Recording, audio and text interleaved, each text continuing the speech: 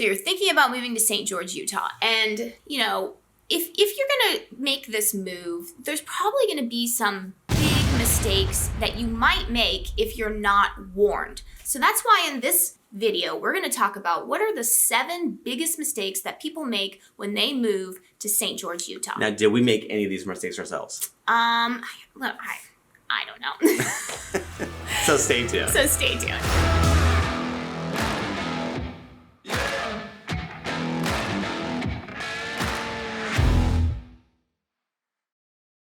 What's up, everybody? I'm Sean Dezad. And I'm Courtney Dezad, and we're with Keller Williams Realty right here in St. George, Utah.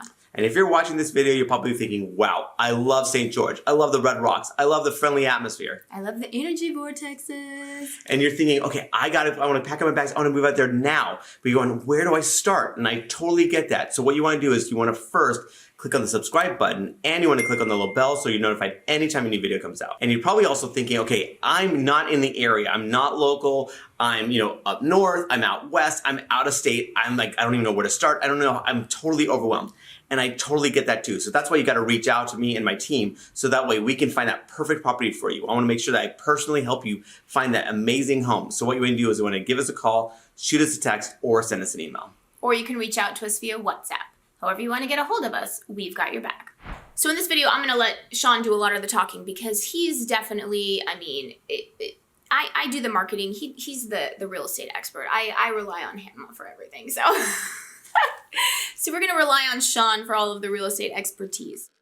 So here is number 1 on our list. It's not necessarily the number 1 mistake. It's just I'm just going down the list from number 1 to number 7. So a big mistake that people often make is they wait to sell the home that they're in now, like after they find the home that they want to buy. So what happens? Let's say, you're searching along in Zillow and then you think, oh, this is the home. I got to have this home. But my home that I live in now, I haven't even put up for sale. So how is that a mistake? When you're dealing with a competitive market, which is what we're in right now, okay, you have to think about it from the eyes of the seller. So if the seller sees that, okay, this buyer is interested, super interested, great, they're pretty qualified otherwise, but they're going, okay, but my purchase of your home is contingent on me selling it. So I have to sell my own home. So I'd sell my own home to buy your home. Are you good with that? And the seller goes, well, there's that offer, but then there's this offer that doesn't have that concern.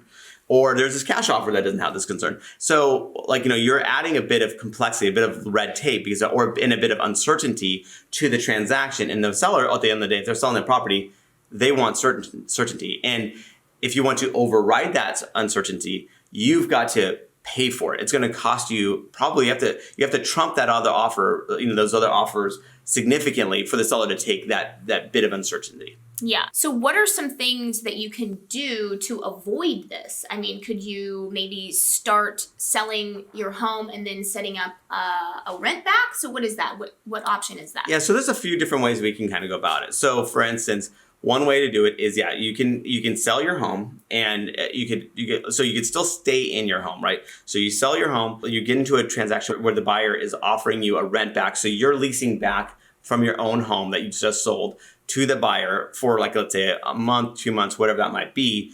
And so that way it's giving you time to find your replacement property, but you're unencumbered. You have no property that you have to sell. You are now free to buy whatever property. So to any seller, you look really, really good. And then what about a bridge loan? This is another option. Could you talk about that? Yeah, so there's another option where you can theoretically buy your new place before having to sell your current home. So you're going, okay, I don't want to put the cart before the horse.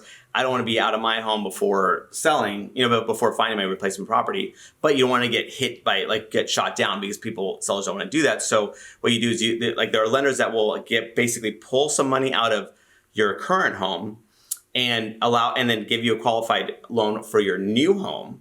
And then you buy your new home, and then there's this grace period, let's say it's a year or so, where you have that time to sell your old home. And of course, there's a lot of moving parts here. It can kind of get a little complicated, obviously, for a quick video. So what you want to do is, if this is something you want to explore, you got to reach out to me so I can, I can understand your situation and point you to the right direction to kind of help you remedy any of these concerns. So number 2 on our list in terms of mistakes that people make is they sell their home and then they just show up here. So So how is that a mistake? So, I mean, it's an interesting thing where like they have no idea what they're looking for. They've already sold their home. They want to move in right away. Well, one big problem is that, okay, even if you found that home, right, and you got an offer accepted that day, it's going to take you about 30-ish days to, 21, 30 days to close on that new place. So you're going to be, you're going to have to find some sort of living arrangement in the interim anyway. So they're like, some people are so impulsive and they don't have a game plan. So what you want to do is obviously kind of get your home ready to sell and kind of get that all going, but then have some backup, have some sort of cushion where it's not this crazy frenzy. Because the last thing I want you to do is come here ready to buy a property, don't know the area, and then you have buyer's remorse because you bought in the area that wasn't the right one for you. So one way you can help remedy this and just like, so you're not just showing up not knowing anything about the area is one, you want to reach out to me. So me and my team, we can help you find like the different neighborhoods that, based off of what your search criteria is, what your needs are that might fit your needs. But on top of that, we walk the neighborhood with you too, virtually. So that way you're kind of getting a sense of, okay, this is kind of how my neighbors are. Like, this is just kind of how the land, the lots are like spread out, or like, well, these are what the views might be. These are the attributes of the neighborhood. And so that way you're kind of at least getting a better sense of what it is that's out there for you. So number 3 on our list of mistakes that people make is they decide, they want to buy a home, but then they don't get pre-approved with a lender. So they don't have any idea what their budget even is. So how is that a problem? So it's 2 problems. Okay. The sellers typically won't really accept offers from with it. One of the main criteria that sellers ask for when you're submitting an offer is the purchase agreement, so the offer that you're writing, proof of funds, so like a bank statement, retirement statement, something showing where you have the down payment. And the third thing is a pre-approval letter if you're getting financing, right? I mean, and so the thing is that if you don't have those things like lined up, that seller is probably not going to take your offer particularly seriously, because they're going, okay, well, I have these other 5 offers that everyone's kind of, dot their I's and cross their T's. And here you are. They don't know how qualified you are because you didn't show up with a pre-approval letter. So that's one. So you're not going to be considered as strongly as the other offers. But second is that you may find that your budget is way higher or way lower than what you think it is. Because so people have an idea of, okay, I can, like I had this situation come up. A client said, okay, I want to buy something probably in the $1.5 million range. I'm like, okay, great. And we were actually chatting with a lender, so we're like actually on a call together. And the lender kind of asked them, certain things that they're looking for. And based off of their budget, really their budget was more like $800,000. So what they thought was like almost 2 times what they could actually afford. And I've seen that the opposite way too. People thought, okay, only afford $500,000, but they really could afford $900,000. So the thing is that it's better to have that clarity about knowing, okay, this is truly what your price point is based off of, one, what you qualify for, but 2, what you're comfortable with as far as your mortgage payment. So number 4 on our list is people who don't identify their needs versus their wants. So talk about that. Yeah. So as much as possible, obviously, I want to help you accomplish, find that dream home for you. However, depending on what your budget is and depending on what's available at any given time, maybe not every box is checked. So all of your wants, we obviously want to record all that because I want to obviously, as much as possible, gravitate towards accomplishing all your wants. But also what's equally important is finding out at least what your base needs are. Because the thing is that, you may want 5 bedrooms, but you're really fine with 4 if you had to have 4. And so it's like, okay, well, I'd love to get you the 5, but if a great 4-bedroom property shows up, I don't necessarily want to automatically eliminate it because that'd be a shame. You're going, well, Sean, that was a great property. I'm like, well, I didn't know that you were fine with a 4-bedroom place. So it's good to know, what your absolute bare minimum needs are. Okay, you need at least a 2-car garage, even though you want a 3-car garage. You need at least 4 bedrooms when you want 5. You want you need a certain schooled area, but you also can want other ones as well. So there's all these little attributes that kind of gives me a better sense of how I can best serve you in helping you find that perfect home.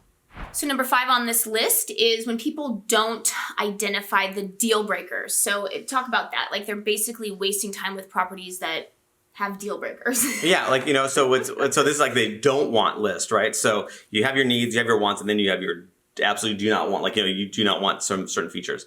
I got a case in point. So for some people, they absolutely do not want a pool. Great. I'm glad to know that because I don't want to serve you properties that are I don't want to waste your time showing you properties that have pools if that is an absolute deal breaker for you. And everyone has these certain, and again, it's not obvious. Everyone has their little, things, idiosyncrasies of whatever they absolutely want or don't want. And I want to know all those things. So that way I can best help you find that property that actually at least one checks off checks off the needs and wants mostly. But then secondly, also doesn't violate your don't want list too. So number 6 on this list in terms of mistakes that people make is people, they come into St. George and they don't understand the market conditions. So how can this be a problem? Well, because if you're, in the market, obviously, depending on when you're watching this, can be all over the place. It's hard to say, but the market, at least to this point, has been incredibly hot.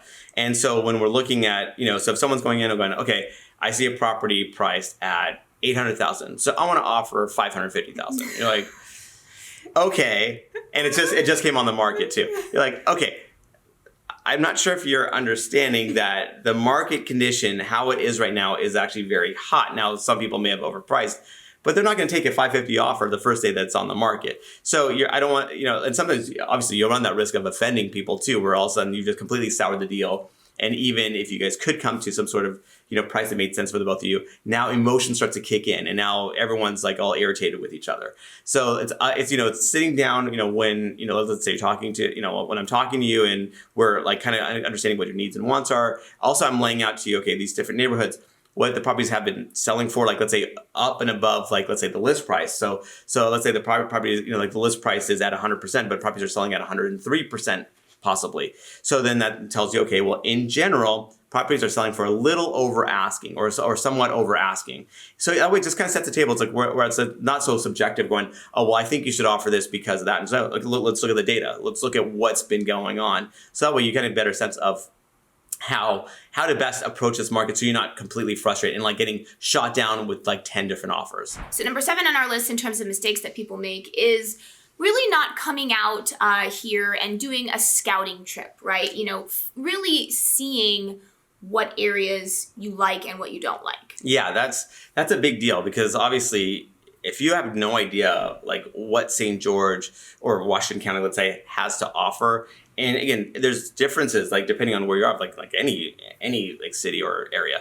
So the thing is that it really helps to go out to the area and where me and my team can meet you, kind of like walk you through the different areas, the different neighborhoods. So you're kind of getting a feel. I mean, because obviously the more you get a feel, and we actually made this mistake too, because we were interested in properties, but we were going, and we didn't pull the trigger for a while because we're going, okay, we don't know the area. We couldn't ascertain, okay, this seems okay on, from pictures, but we haven't been there. We haven't experienced it. And because of that, like delay, we did miss out on a couple of properties that we really probably would have liked. Yeah. And so it's kind of like one of those things where, at least one that Sean still feels. Yeah. Yes. I'm wounded. Yeah. One day I'll heal. But yeah. It helps to kind of really scout the area, really get a good sense of what makes sense for you. Yeah. And then at least we can kind of create that bubble, like in that search to help you find that property. Yeah, because when we were looking for our house, the bubble just kept getting smaller and smaller because we kept realizing we want to be right here. And all these houses over here, we don't want to be there. So. Yeah, so we're wasting our time like thinking about those properties. But on top of that, properties that were in that bubble, all of a sudden we saw some really interesting ones that didn't really dawn on us as interesting properties. And then all of a sudden we're like, oh man, that would like, had we had known, we would have like gone for that other property. Yeah. So that's it. That's our video. And if you're thinking, Sean, I'm ready to go. I want to move to St. George now. How do I start? And I totally get that. So that's why you want to give me a call, shoot me a text, or send me an email. Or you can reach out to us via WhatsApp. However you want to get a hold of us, we've got your back.